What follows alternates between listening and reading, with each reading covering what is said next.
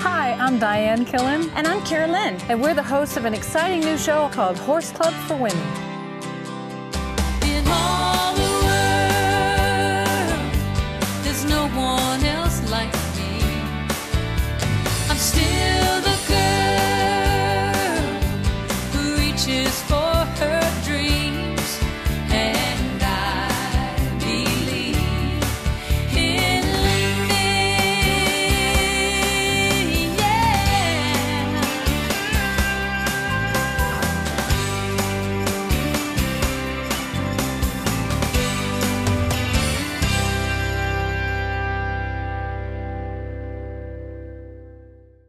This time on Horse Club for Women, part one of our conversation with Karen Scholl at the Rocky Mountain Horse Expo in Denver, Colorado.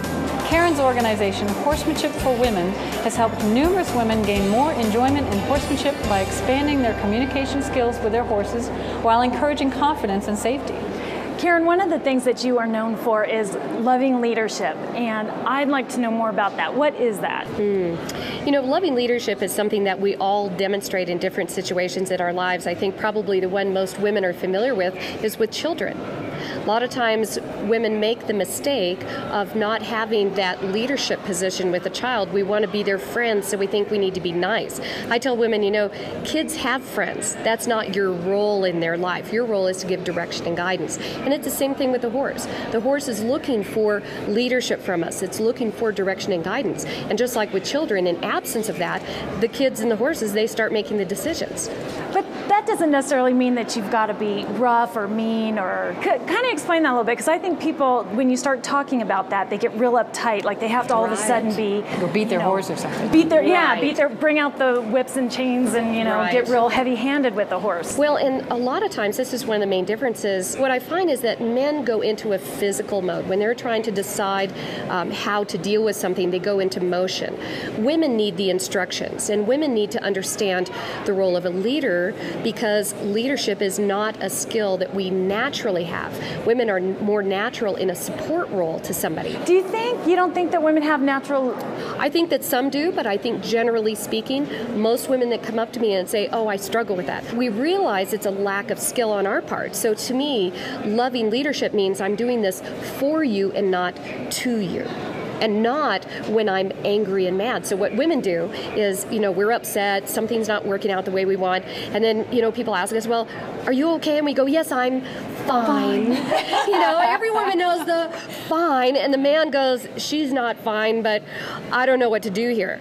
And so what we do is we say, okay, we're not supposed to get upset. We're supposed to be nice, everything's okay. Don't rock the boat. And then all of a sudden our emotion comes up. And then the straw that breaks the camel's back, then emotion comes up, and then aggression comes out. So what I teach women to do is to learn to be assertive, which is very different than aggression. Give me some examples. I'll give you an example. How do you differentiate between assertion? Because I've seen this in many women let's face it, when we go to the supermarket and we see women whose children are running everywhere, there's not much assertion there. And then it escalates right to, get in the car, you're in big trouble. Right. But every person around that poor mom, and most moms have been in that situation, and the kids act like this because they do something and all of a sudden mom's not acting like she would at home, and they go, ha ha ha. So this is the understanding that I think we've kind of lost. We've moved out of an agricultural society where, I don't know about you, but when I was a kid, I had chores.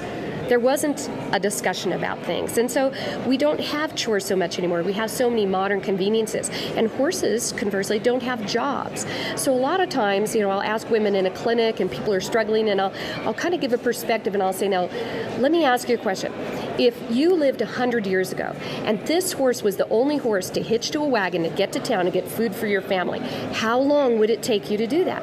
Every woman sits there and says, about a half hour. That horse would be hitched to a wagon and go into the store because it had a purpose and a job. So we don't have that anymore, and so when we struggle with things, we tend to go, oh, I think I'm doing it wrong, and let's just put him away, and he's kind of fussy today, and we go into a pattern of avoidance. How do you get women, though, at your clinics? Because you have clinics all over the country. How do you get women to do it, to connect with that part of themselves? Bring it out of them, and what steps do you take them through to change that behavior? Well, it's kind of like, probably in theater, you have to find the motivation. What's your motivation? And so a lot of times what happens is women misunderstand the number one thing with horses when they're kind of checking you out is can they come into your personal space uninvited? Okay. That's a number one thing. Horses determine who's the leader in the herd by who does that to the other horse. So boundaries. Exactly. You're talking boundaries. Communicating And women boundaries. can have Women a struggle with difficult that. time with boundaries. Absolutely. Okay. So number one, here's a physical boundary. I have a personal space that this horse, uninvited, is not welcome into, even a little bit. Because horses will do this, you'll draw the line and they'll go, but how about there? And we go, well, okay, at least he's not killing me. You know, Until he stands on your foot, because you know they're doing that on purpose. Exactly. But it takes you a while, you know, when you get first horses, start going, they're doing that on purpose. So when you ask the question, how do I facilitate that? Because my goal is that people can go home and have the muscle memory to actually make those shifts and changes. So number one is awareness, that we're contributing to the behavioral challenges that the horse is facing. Because the horse doesn't have a problem. You turn him out in a pasture with a bunch of horses, they're not out there having those behaviors. It has to do with the interaction with us. So how I get people to take the leadership position is I role model something, again, we're familiar with and it's in our nature, is the mothering instinct. We'll see you next time on Horse Club for Women.